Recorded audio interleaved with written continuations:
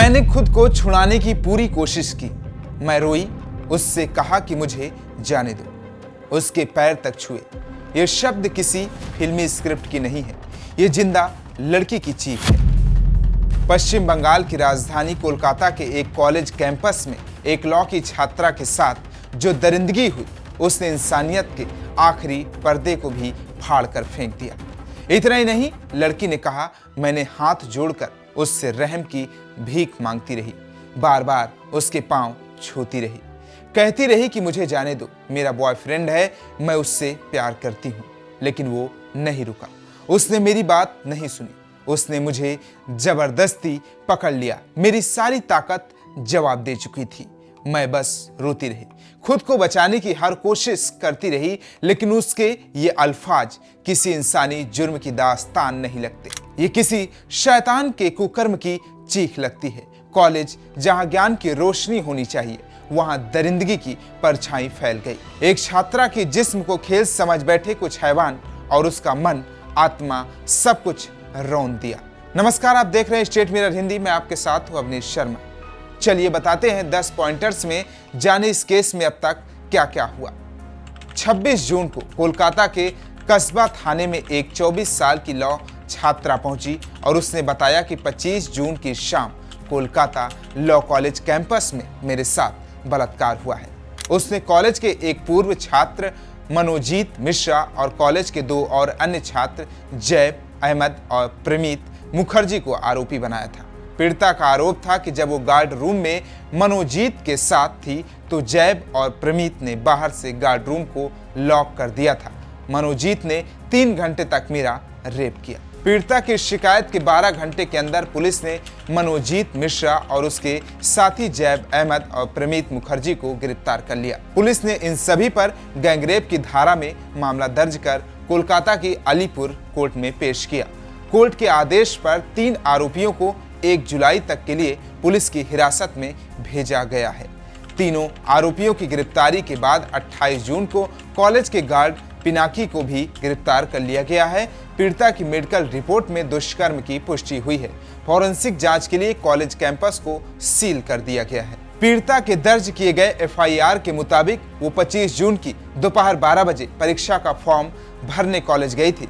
Form भरकर वो अन्य छात्रों के साथ यूनियन रूम में बैठी थी। तभी मनोजीत अंदर आया, जो अनऑफिशियली कॉलेज के टीएमसीपी यूनिट का हेड, और सब उसकी बात सुनते हैं। वो सबको टीएमसीपी में पोस्ट दे रहा था और उसने मुझे भी गर्ल सेक्रेटरी की पोस्ट दी थी। छात्रा ने बताया कि इन सब के बाद करीब शाम 4 बजे जब कुछ छात्रा कॉलेज से जाने लगे तो मैं भी घर जाने के लिए कैंपस से निकली। कॉलेज के मेन गेट पर मुझे जनरल सेक्रेटरी मिल गई। फिर हम यूनियन रूम के सामने बैठकर बातें करने लगे। तभी मनोजीत बिस्किट का एक पैकेट लेकर वापस आया और मुझे टीएमसीपी यूनिट के बारे में बात करने के लिए यूनियन रूम में बुलाकर ले गया। कमरे में प्रमीत, मनोजीत और जैब मिले। कुछ देर बाद मनोजीत ने मुझसे पूछा कि क्या प्रमीत ने तुम्हें सब समझा दिया? मैंने कहा हाँ। मनोजीत बोला, नहीं, यूनियन के बारे में नहीं, शादी के बारे में। तभी उसने मुझे शादी के लिए प्रपोज किया। मैंने मनोजीत को बताया कि मेरा बॉयफ्रेंड है और मैं उसे बहुत प्यार करती हूँ, मैं उसके साथ संबंध में हूँ, उसे नहीं छोड़ सकती। इस बातचीत के बाद हम यूनियन रूम में चले गए। इसके बाद करीब शाम 7:30 बजे मैं अपना सामान लेकर रूम से निकलने लगी। तभी मनोजीत ने मुझे रोका और उसने जैब और प्रमीत को इशारे से कमरे के बाहर भेज दिया। दोनों ने कमरे को बाहर से लॉक कर दिया। फिर मनोजीत मुझे वॉशरूम के पास ले गया और जबरदस्ती करने लगा। मैंने मना किया लेकिन वो नहीं माना। मुझे पैनिक अटैक आया और सांस उखड़ने लगी तो बाहर खड़ा जैद इनहेलर लेकर अंदर आया। इनहेलर लेने से मेरी तबीयत कुछ ठीक तो हुई और मैं बाहर आ गई। तब मैंने देखा कि उन्होंने मेन गेट लॉक कर दिया है। गेट पर खड़े गार्ड ने भी मेरी मदद नहीं की। फिर मनोजीत के कहने पर जैद और प्रमीत मुझे जबरदस्ती गार्ड रूम में ले गए और गार्ड से बाहर बैठने को कहा। मनोजीत मेरे साथ रेप करने लगा। जब मैं खुद को बचाने की कोशिश की तो उसने मुझे ब्लैकमेल किया और धमकी दी कि वो मेरे बॉयफ्रेंड को मार देगा और माता पिता को अरेस्ट करवाएगा। उसने मुझे 2 रेप के वीडियो दिखाए और कहा कि अगर तुम शांत नहीं रहोगी, मेरे बुलाने पर नहीं आई तो सबको वीडियो दिखा दूंगा। जब मनोजीत मेरा रेप करता रहा तब प्रमीत और जैद खड़े सब देखते रहे। मेरे सिर में बहुत चोट आई लेकिन उसने मुझे नहीं छोड़ा।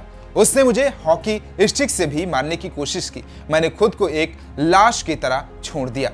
इसके बाद मैं रात को 10:50 पर उस कमरे से एक लाश की तरह निकल पाई।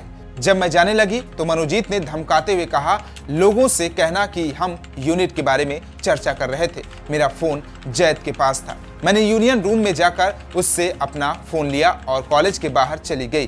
फिर मैंने अपने पापा को कॉल करके बुलाया और पूरी बात बताई।